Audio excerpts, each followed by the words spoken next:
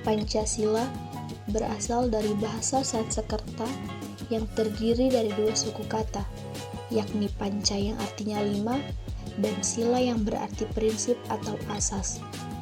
Jika digabungkan, arti dari Pancasila adalah 5 prinsip. Sejarah perumusan hingga lahirnya Pancasila.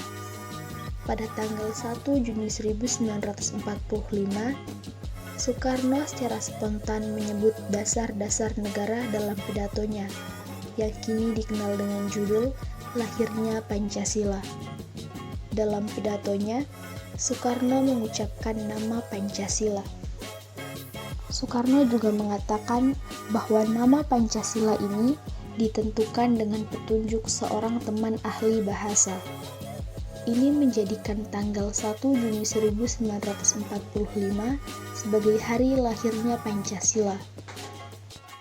Kemudian sebelum sidang pertama berakhir, mereka membentuk suatu panitia kecil untuk merumuskan kembali Pancasila usulan Soekarno dan juga menetapkan dokumen perumusan sebagai teks untuk proklamasi Indonesia Merdeka.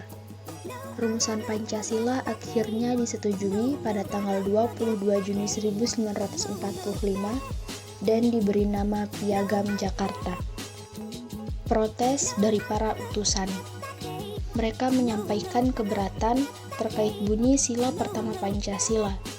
Sebelumnya, bunyi sila pertama Pancasila adalah ketuhanan dengan kewajiban menjalankan syariat Islam bagi pemeluk-pemeluknya.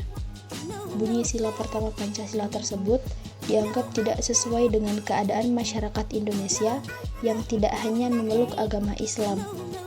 Akhirnya, disepakati bunyi sila pertama Pancasila menjadi ketuhanan yang Maha Esa. Setelah itu, Pancasila sudah bersifat final dan diterima oleh seluruh kalangan masyarakat. Karena para pahlawan telah bersusah payah dalam melakukan perumusan Pancasila, sudah sepantasnya kita para generasi penerus bangsa melanjutkan pengamalan nilai-nilai yang terdapat pada Pancasila. Berikut merupakan contoh-contoh pengamalan Pancasila yang bisa kita lakukan dalam kehidupan sehari-hari sesuai dengan nilai di setiap pasalnya. Sila pertama Pancasila, tidak mendiskriminasi agama atau kepercayaan tertentu. Menghina agama atau kepercayaan orang lain, maka dapat menimbulkan disintegrasi nasional. Sila kedua Pancasila, menolong teman, tetangga atau orang lain yang sedang terkena musibah dengan ikhlas.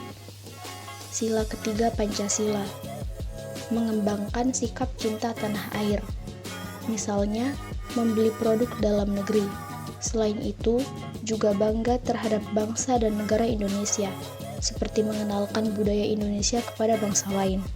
Sila keempat Pancasila, ikut memberikan suara dalam pemilu bagi yang sudah terdaftar dalam calon pemilih. Bagi yang dipilih, harus dapat amanah dalam menjalankan tugasnya sebagai wakil pemilih. Sila kelima Pancasila, memberikan pertolongan kepada semua orang tanpa pilih kasih. Memilih orang yang akan diberi bantuan berdasarkan perasaan pribadi dapat melukai orang lain.